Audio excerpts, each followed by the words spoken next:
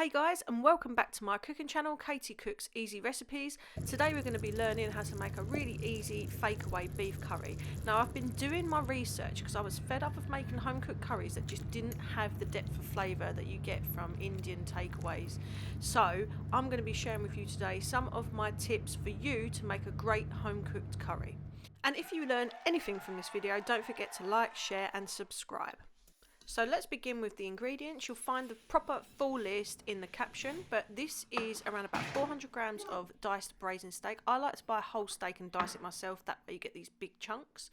Then we've got some diced onion, I've got some garlic and ginger puree. These are my spices. We've got some chilli powder, cumin, coriander, turmeric powder, cinnamon stick and some garam masala.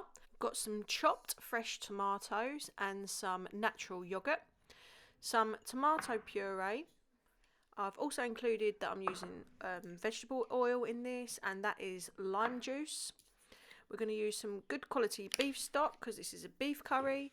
And then a really good tip here is if you're using coriander to garnish, cut off the stalks and finely dice them, and they add a wonderful flavour. You put them in at the same time as the garlic and ginger. And I didn't show it in that part of the video, but we're going to be using salt, so make sure you've got plenty of salt to hand. So to begin the recipe, we are going to brown off our beef. So get yourself a nice deep pan and put it onto a high heat. Add half of your oil, and then once it's lovely and hot, you're just going to add that beef in there. I should also mention that you're going to need a pot that's got a lid available. So what we're going to do here is just quickly flash fry our beef on a high heat, and all this will do is just seal the beef a little bit and give the curry a little bit of extra flavour. So once that's sealed on all sides, it'll take about 5 minutes if that. We're just going to remove that beef and set it aside for now.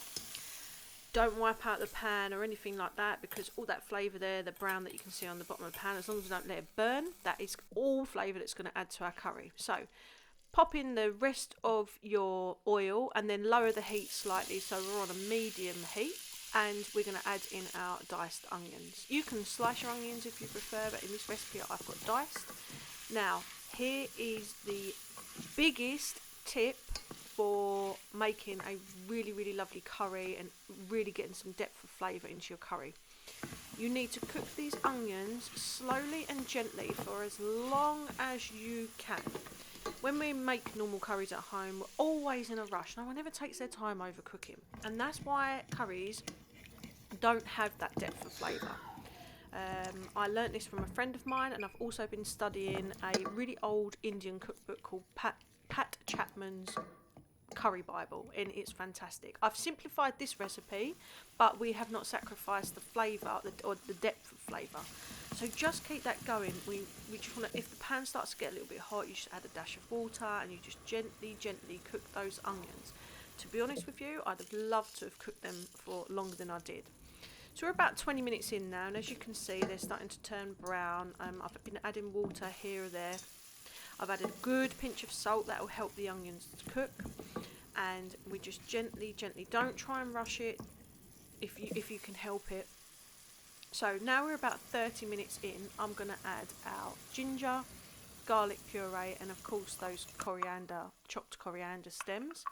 And then I'm just going to give that a gentle heat for another 5 minutes until you can really smell that lovely garlic, coriander and ginger.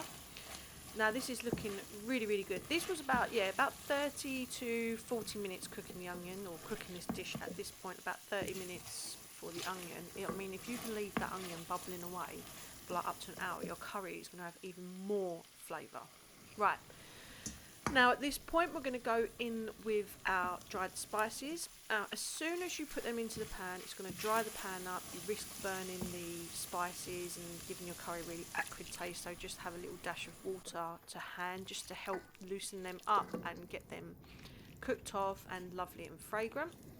Again, you're just going to let that cook with the onions, garlic, ginger and coriander stalks for about 5 minutes.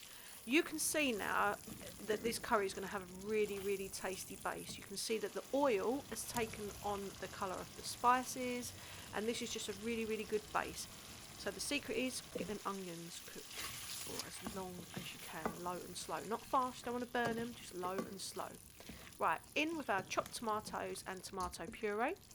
And if I could tell you how this smells already, it's just fantastic. Look at the colour of that. Those tomatoes are going to break down and really add some flavour to the dish. I'm going to help it out a little bit with another splash of water, and then we're just going to let that simmer away on a sort of medium heat until the tomatoes have really broken down. Now, in with the rest of our ingredients. So we're going in with our beef stock, our lime juice. We're going to go in with our natural yoghurt, and just make sure that you stir that in straight away so that it doesn't split or anything like that. So give it a real good stir and let it really incorporate. Now, I know that this sauce looks super runny at the moment, but you have to trust the process. We need to cook our beef, which likes to be cooked obviously low and slow. So we need the sauce to be loose at the moment. So we want to cook our beef low and slow. So we're going to add that into that lovely, honestly, it's making my mouth water, that lovely gravy. Turn the heat up and just let that sauce reduce by about 1/3, and then turn the heat down low. We're going to cover that up. That's going to take around about 2.5 hours, and after that time, check this out. Now, if that doesn't look like an authentic curry, I don't know what does.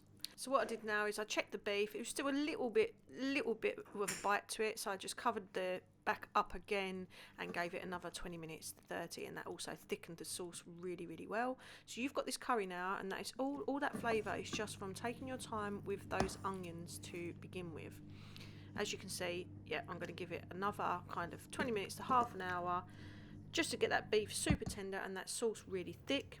And this is what it looks like now. So that's taken around about 3 hours in total on the hob to cook. I'm going to chuck over some coriander and then serve that with some steamed rice. And that is how you make a home cooked curry that is almost as good as the real deal from your local curry house or curry restaurant. Now, don't forget, if you've learned anything from this recipe, please like, share and subscribe to my channels, where I can show you lots more tricks to making some really great home cooked food.